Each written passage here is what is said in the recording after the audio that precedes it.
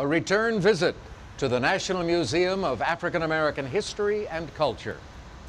A return visit because there was so much to see. African American history for two. All right, let's go to Washington.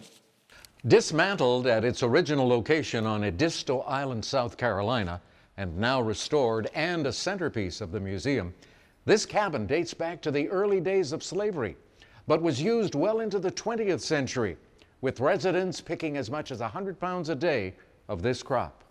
Sam. What is cotton? Right. National Museum for 600.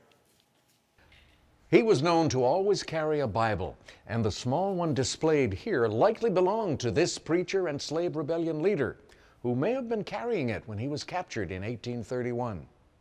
Amy? Who is Nat Turner? Yes. 800 for National Museum. Among the museum's largest artifacts is a railroad car, whose colored section had no luggage racks and smaller bathrooms. Just a reminder of these laws of segregation that persisted until the 1960s. Amy. What are Jim Crow laws? You got it. African American history for 1,000. Answer? The Daily Double. And you have added to your lead. I'll bet 2,000. 2 it is.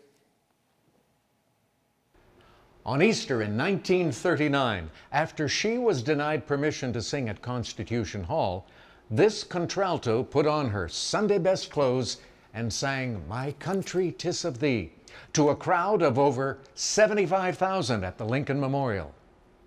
Who is Mahalia Jackson? Oh no, who is Marian Anderson? Marian Anderson. All right, one more clue. Guests at the opening ceremony for the museum included these men who trained in Alabama as part of this World War II group of aviators who escorted over 200 bombing missions with the loss of just a handful of bombers. Sam. Who are the Tuskegee Airmen? You are right. And with that, you take the lead away from Amy. And before we go into commercial, our thanks once again to all of the marvelous people at the museum. If you're in D.C., our nation's capital, go to the museum. Back in a moment.